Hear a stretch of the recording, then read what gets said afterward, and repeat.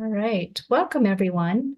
I am Tracy with the Montana State Library, and I have the pleasure of kicking off today's webinar, which is part of our series about connecting with local government officials.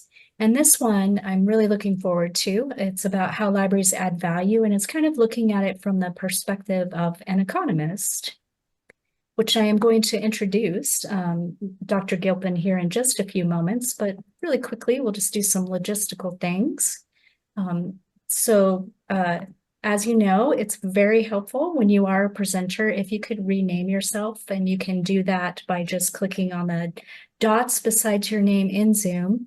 When you're presenting, it's great to see someone's name and what library or town. I know that Greg wants to make this interactive, and so you are welcome to share questions. You can do that in the chat, or you can raise your hand to speak. We do have some state library staff who will be monitoring the chat for Greg, and we can interrupt him and ask questions as needed. So today I'm kind of moving quickly because I happen to know that we're going to have quite a bit of content. I think it will be pretty fun.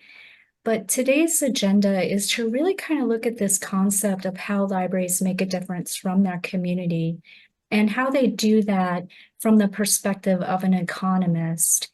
And the reason I wanted to share this, if those of you who attended or watched the recording that I did for this series with the introductory webinar, I talked about how what I learned from an economist about how to measure public value and public good has been very useful for me as I've been working with local government officials, because they have this interesting job of really zooming in on the details, but they're also sort of scanning and looking at the community as a whole, which is what economists do, is they look at those community-centered impacts of the services that are provided.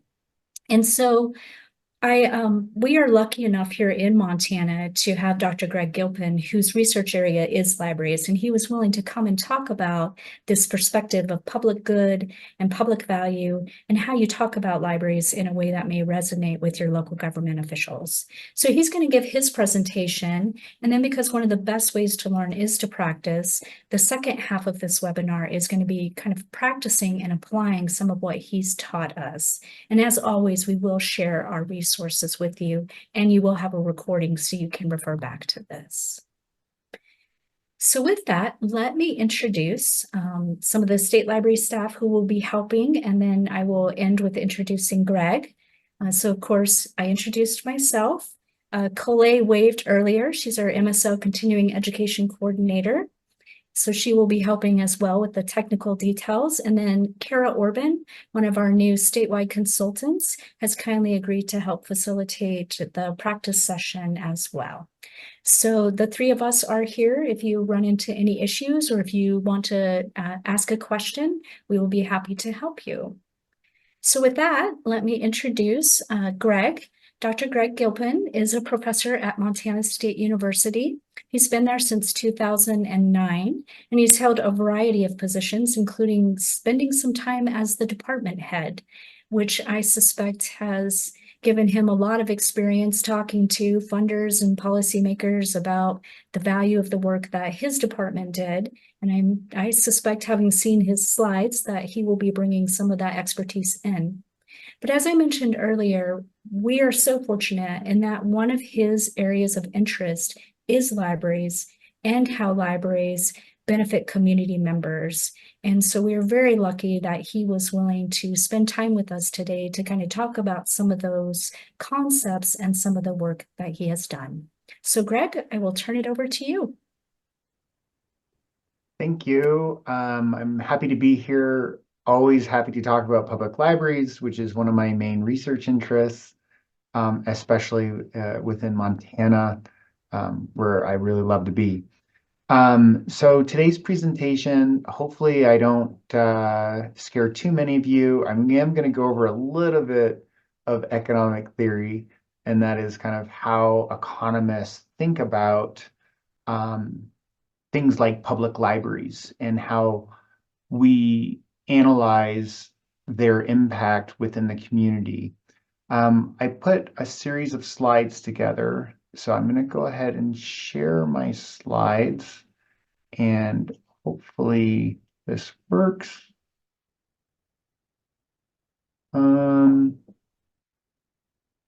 One second. Okay, try that again. There we go. And then,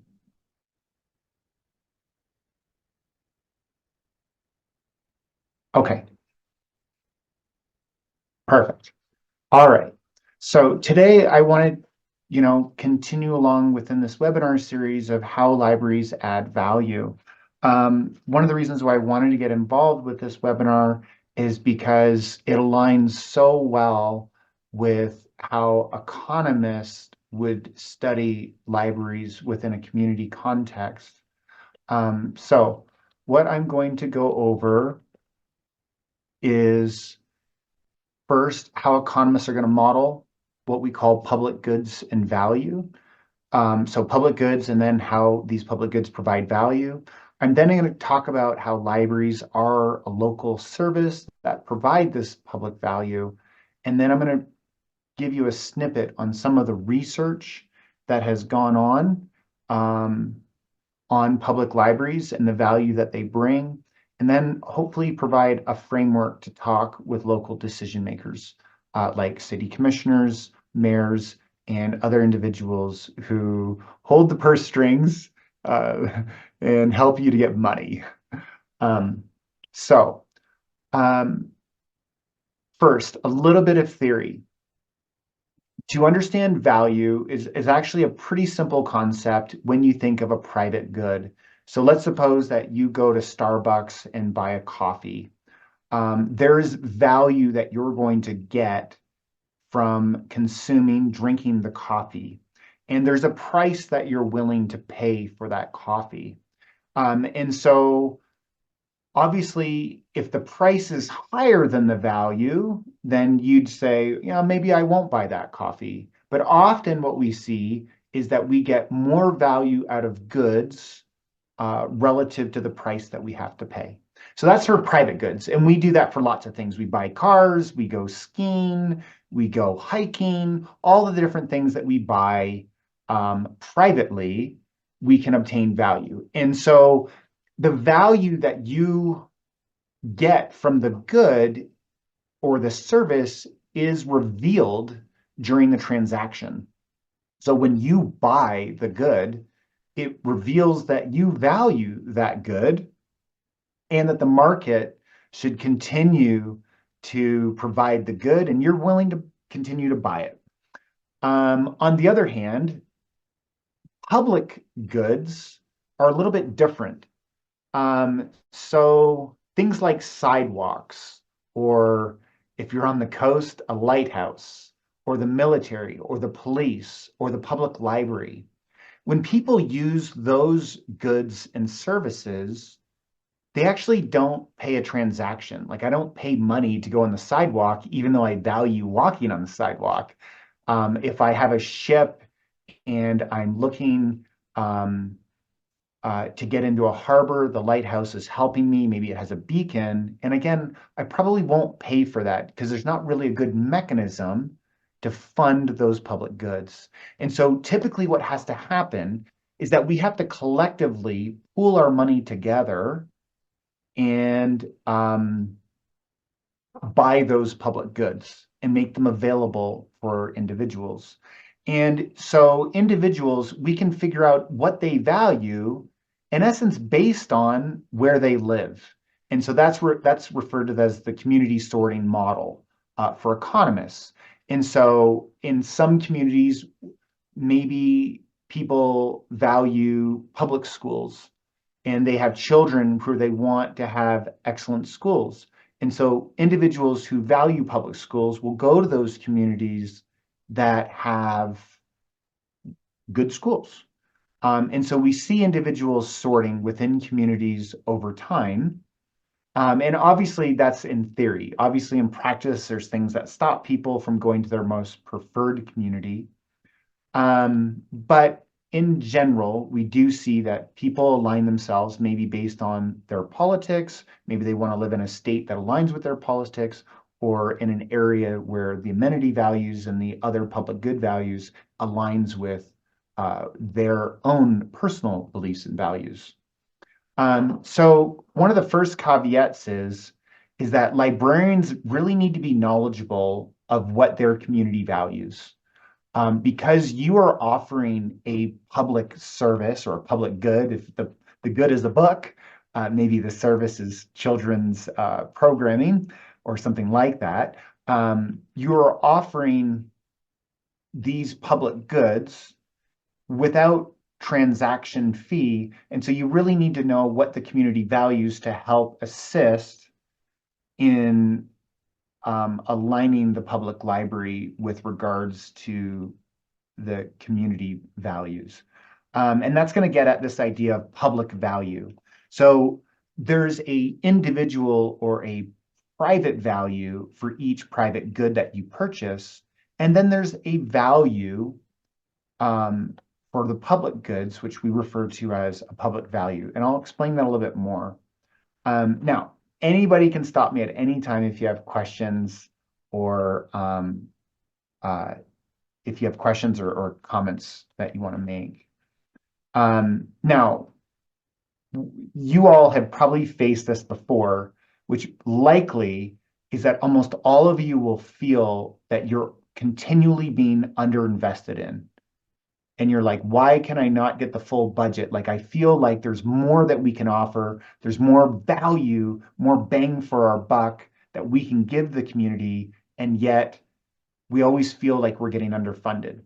And that has been studied often by economists. And regrettably, there's two things going against you to get your full budget, to provide the full value that maybe you feel that the library can offer the community. And all of this relates to the underinvestment of all public goods and services. So this is inherent within the public library with lighthouses and sidewalks and trails. They're always underinvested. The first one is what we call the free rider problem. You know, maybe updating that, the people that jump over the turnstiles on the subway that don't pay their fare. It's individuals who, in essence, do not fully contribute. They do not fully pay for the public good, and they rely on others within the community to pay it.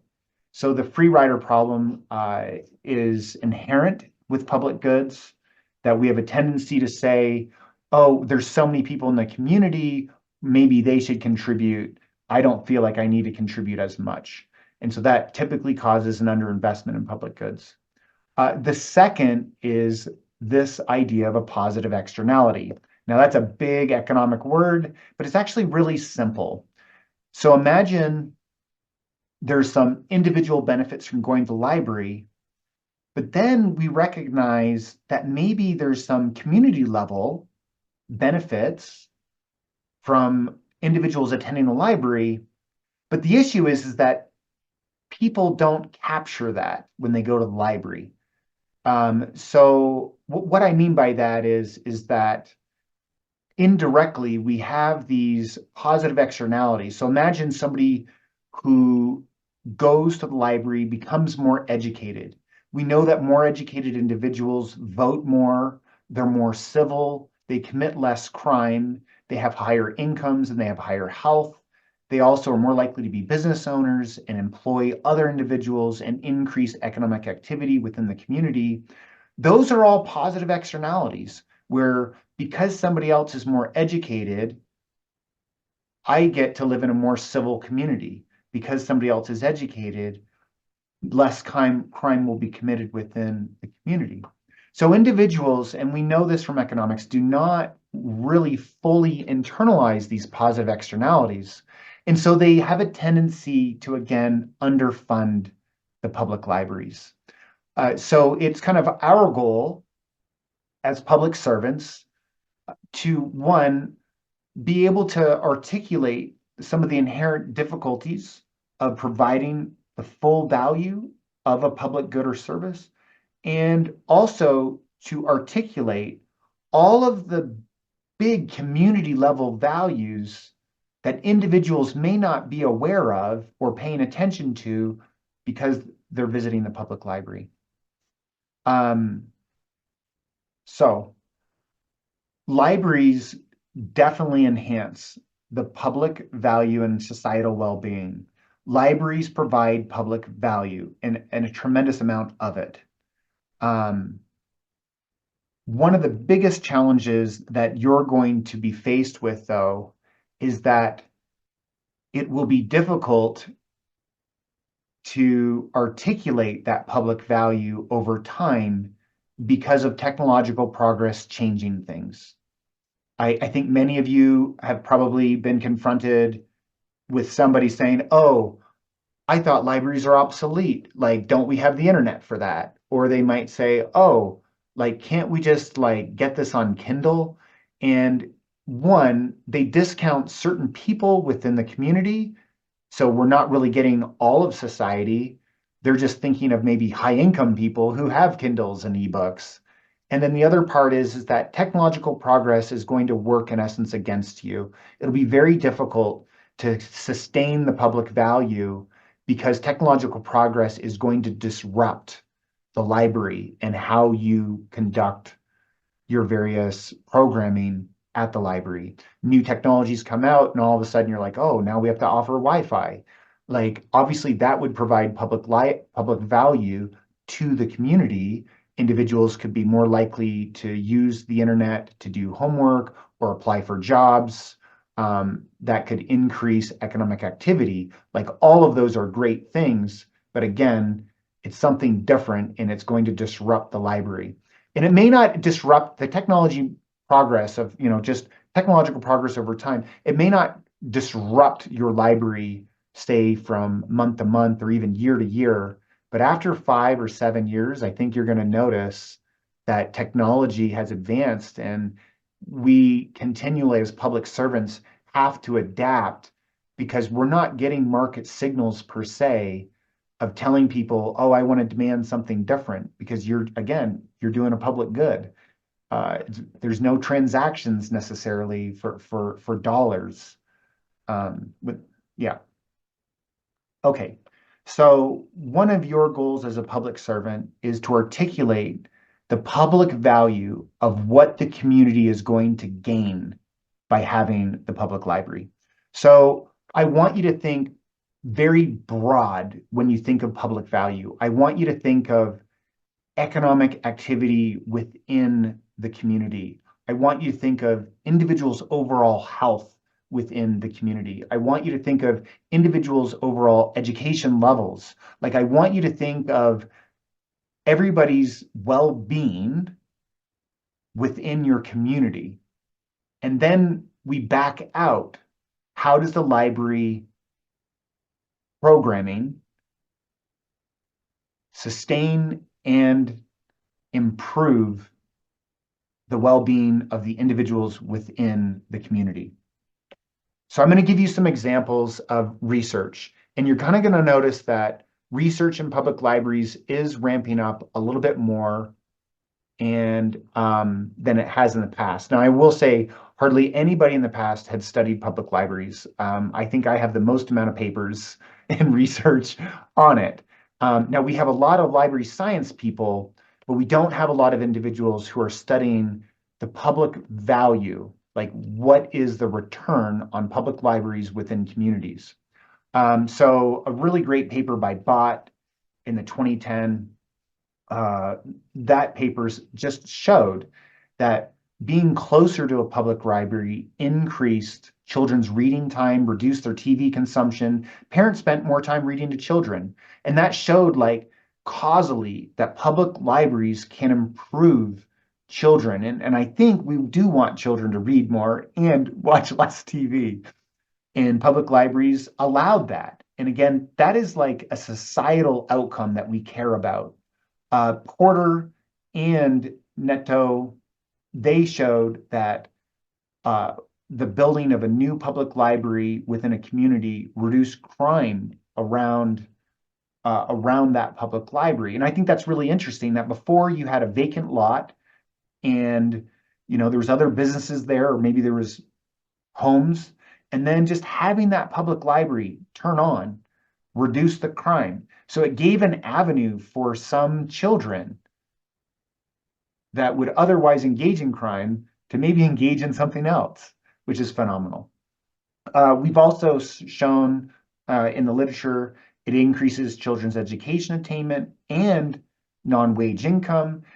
What's really interesting is that it even increases patent rates. So if we look at when public libraries got turned on in the 1890s to 1920s, when the Carnegie libraries were introduced, they increased the patent rates within those communities. My own research looked at reading scores and math scores and showed substantial increases in student achievement. And that's a really important link. Like, yes, public school districts get the lion's share of our property tax dollars, but that doesn't mean that all property tax dollars should go to public schools to improve math and reading scores.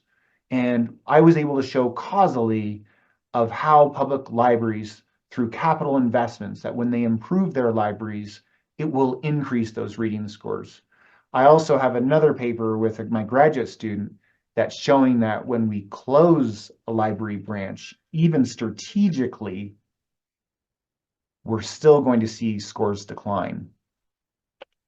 So, a little something about local policymakers. How do economists view local policymakers?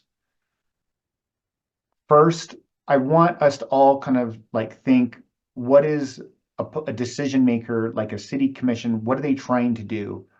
Hopefully, they're community impact oriented. So everything that goes before them, they want to know, how is this impacting the community?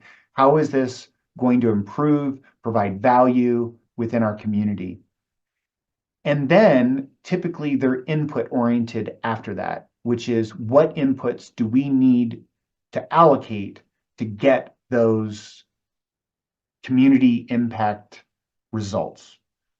Now, if we went in front of a local policymaker and talked about the inputs that we need, like we need more money, and if we don't talk about the community level impacts, I think they're going to turn off. I think they're going to turn off because they're thinking we're in the public value mode.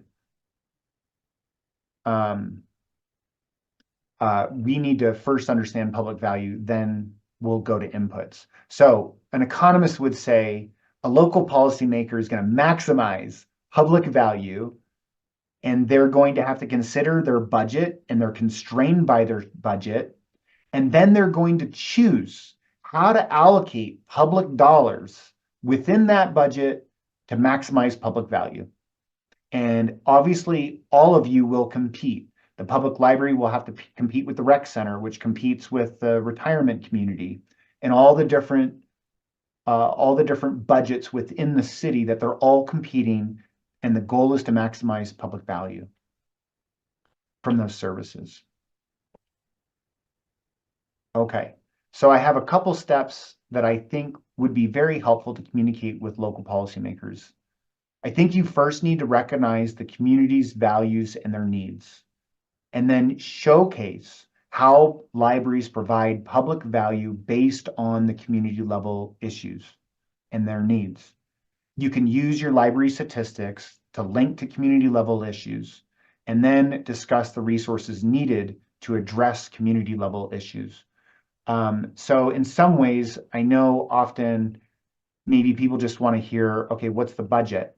But the more that you can showcase and link what you do in the library to how it improves the big community level issues, I think the more successful you'll be over the long run of getting additional funds to improve and grow the public value of the library.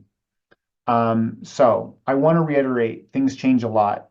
Society relies on public servants to be responsive, dynamic, and value creating.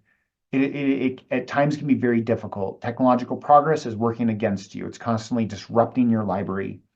So you're going to have to come up with ways, to change things over time, to bolster that public value, to maintain and sustain that public value. So I have just some ideas of making sure that you're adaptable and creating new ideas.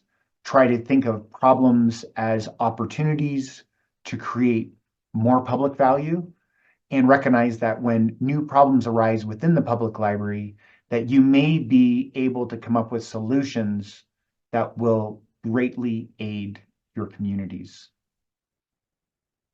Okay, so that's what I wanted to share with you. Just these ideas of what is the public good, how do public goods create value, the difficulty in getting the funds for public goods because of the underinvestment nature that occurs within them. And then, in essence, how you can use problems as opportunities to grow public value within the community. Okay, so there was a couple questions in the chat. I have heard policymakers referred to the library as non-essential service. How do we change this attitude? I think what that question is getting at is the non-essential services like police and fire, and the non-essential services are parks and rec and public libraries. That attitude is difficult to overcome. But I don't think that it's impossible, mostly because we need to really articulate how access to information improves individuals' lives, and that can improve communities. And you are the largest free access to proprietary information. And I think that's really key. Anybody can Google something, all of that is public information, but you hold the key for individuals to obtain costly proprietary information that otherwise could not occur. You are also providing services for low cost or typically free that are really important. Like when we talk about kindergarten readiness, which is really important in Montana because we're struggling, we don't have a very good pre-K system. The children's programming is paramount. And frankly, even children preparing for school is paramount. Children need to go through 1,000 books before kindergarten.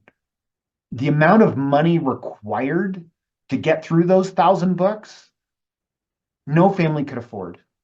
The only way to do this is through the public library. So when we talk about what is non-essential, I don't know. I get rubbed a little bit wrong by that because I view education, literacy as essential in individuals' lives. And you are the primary drivers of that within the community. And I don't think somebody would have a leg to stand on if we said, you know what? Pre-K kids need 1,000 books. Where are they going to come from? How are we going to get them prepared? We need to lower costs for schools. How do we lower costs? We have to get them up to speed literacy-wise instead of doing costly interventions in K through 3. And especially in Montana, we're not meeting benchmark for grade 3 reading. The other thing I would share, Greg, too, while you're maybe looking at the chat is sometimes I don't try to make the argument essential versus non-essential. I talk more about the role of libraries in preventive work. So it's wonderful that we have law enforcement and police and fire because we definitely need those services. And here's how the library helps, through that increasing education and literacy, keeping kids out of trouble, keeping teenagers engaged. And so it's the whole package. That's what really makes our communities better places to live. Definitely. And what's really interesting is that like we can moderate other budgets if we are doing more prevention. Like if we have less crime, we don't need as much law enforcement or courts or jails. Like there's so many things that come before that we can, in essence, assist. And there is research already that shows there's two outstanding papers that already show libraries reduce crime.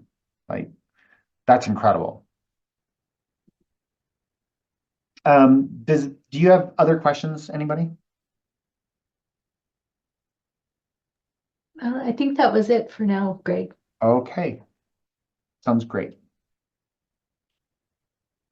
All right, so I think we now want to kind of apply what we just heard from Greg.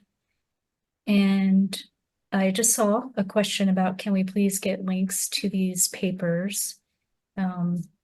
I know that Greg has linked to some of his. Great, thank you, Greg. I was hoping that you knew where we could get access to the others because there is some really interesting stuff in there. What I would say that I have learned in kind of my process of thinking about libraries and how they add value and thinking about measuring that value is you just have to start somewhere. And so when I asked Greg about helping us with this session, he and I were kind of brainstorming. And I said, I think it would be really nice for people to be able to practice because you can hear what an economist is saying about, okay, think community wide, but how do you actually make that work? And so we are going to practice. We're going to actually create 3 breakout rooms, and Kara, Greg, and I will facilitate in each of the breakout rooms. And the purpose of these breakout rooms is to give you a chance to apply what he said. And it's going to give you a chance to practice talking about how libraries add value in that community-centered impact way, starting there and then working your way down. And so we have a worksheet, and I'll go ahead and bring that up so that you can see it, that helps you kind of think about this in a way that I hope will give you the skills and prompt you with questions that will make this a little bit easier. And the first thing that when Greg was talking, he said, like, libraries need to be constantly thinking about their community and their community's values and their stakeholders and what their stakeholders care about. And so this first part of this handout is thinking about that. It's thinking about and picking an individual that you want to talk to about the library and how the library adds value. And so in the breakout rooms, you're going to decide as a group, who are some key stakeholders that you'd really like them to understand the value of the library. A city council member, a county commissioner, it can even be a private foundation or granting organization, perhaps. All of this works together. And then work through these questions to kind of think about things from the perspective of that stakeholder. And then what you do is you begin to bring it together. And this is what Greg was talking about when he was talking about how you communicate the value. Is you're first thinking about those stakeholders and those decision makers and like, what are they trying to do? And then what is the library trying to do? And how do those align? So when we go into these breakout rooms, we're just going to ask you to kind of work through this process and actually practice using some of what Greg talked about. And then we'll come back together as a group and we'll be asking you to kind of think about what were some aha moments, some things you learned from doing this. Did anybody say something in a way that you're like, wow, that is a great way to describe how libraries add value? And then we'll talk about any questions that came up for you as you were doing this work. So we're going to give about 15 minutes to enter into the breakout rooms. And Colette, if you want to go ahead and get that process started, then we'll go ahead and try practicing. Sounds good. So you're going to automatically be assigned to one of 3 groups. And as Tracy said, Greg, herself, and Kara will be part of each of those groups. If you have any questions, there is a mechanism, a button to come back to the main room. I'll be hanging out there if you have any technical questions or that. But other than that, I will go ahead and create those breakout rooms. I'm going to open them now.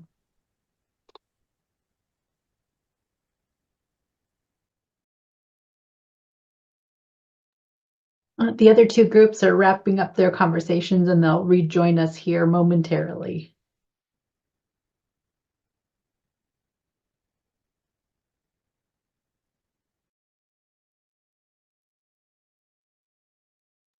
I know that's never enough time. It flies by so quickly. But Tracy, do you want to go ahead and lead us through the report out and recap? Yes, definitely. So our group ended up choosing county commissioners because we had a few county library systems. And when we reflected on kind of how their success is measured, we talked about people feel like they're being fairly taxed, like their needs are being taken care of through the provided services. They don't see a lot of irate people and they end up being reelected. And we thought that their goals and objectives might be setting and staying within budget, perhaps economic growth in order to increase the value of their tax base, that they need to really plan for growth. And then they need to think about, there's kind of some safety and blight issues that counties are starting to see with a need to clear abandoned buildings, handle stolen and abandoned RVs. And then there's a desire to increase services in other parts of the county. One of the kind of things that we realized is how hard it was to think about that question, what are the county commissioners' goals and objectives? So an aha moment was, we need to figure out what's important to the county commissioners. And then we need to think about the library's role and how that actually helps, like thinking about libraries in that slightly different way, because libraries do, for instance, help with economic growth in a variety of ways, but learning how that works, how that happens, and then being able to communicate that. So that's what our group went through. Awesome. Greg or Kara, I don't know if which of you would like to volunteer to go next. I'll go. So our group chose the general public as our stakeholder and made the point that whether or not they are using the library, they are being taxed for library services. And so it's important for them to understand the value of the library. And also someone made the good point that not all library supporters are library users, and not all library users are library supporters in the sense of supporting levies. So that was good to keep in mind, that we sometimes think of users and non-users, but that's not necessarily the metric we need to be considering. So what does the general public value? The things that our group brought up were obviously money. How much are they going to be charged for these services? And does that match with what they consider to be the value of having the library in their community? Their time. This was an interesting point, that if people are being asked for input on library services, we need to be conscientious about people's time and how we're gathering that input. Arts and culture, the outdoors, freedom and personal choice, having available shared services that people can rely on, like Wi-Fi and printing, and education and literacy. One of the challenges is, how do you find out what people not coming into the library do value? And somebody said that they rely on their community social media, online forums to gather information, and then finding opportunities to talk to people in the community outside of a library context. Some other challenges are informing people. Even your board of trustees or your staff may not know about all the services you offer. They may have a limited understanding. And so even that internal training and information may be challenging. And then people who are using the library may not be aware of all the services that a library uses, because mostly they're going to be engaging with one or a few staff or one or a few services that are really important to them. And so they may not have a comprehensive understanding of all the things that the library does. But that staff connection seems to be really important to people. And then finally, we talked about how libraries connect to the values of the public, and obviously saving money, offering return on investment, offering shared services that are less expensive than taking on those services on their own, such as printing, Wi-Fi in some cases, offering programming that is relevant to the interests of the community, offering privacy and that personal independence in how they're using the library, and supporting early literacy is very important. Thank you. Dr. Gilpin. Oh, please unmute. I'll be brief given the time. We discussed the city commissioners and the county commissioners, and we had a very diverse set of libraries, some being just, one individual and even receiving donations to keep going versus like Flathead, which is much larger. And we discussed kind of like their goals and objectives, and some of them, discussed that non-essential aspect, and in essence, trying to help the commissioners to see the weight between a new jail and a new library.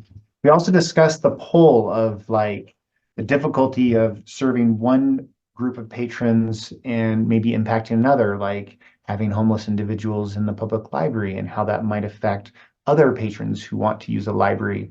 One really interesting example is that, they indicated that with all the influx of homeless individuals, especially like in the Flathead area, that they had to use a security presence. And so they're like, yes, we can improve, provide more public value in the community, but it's going to cost.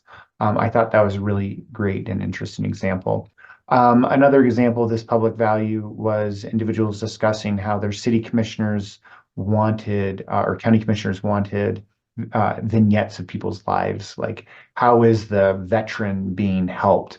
And the library statistics may not resonate as well as that one impactful story.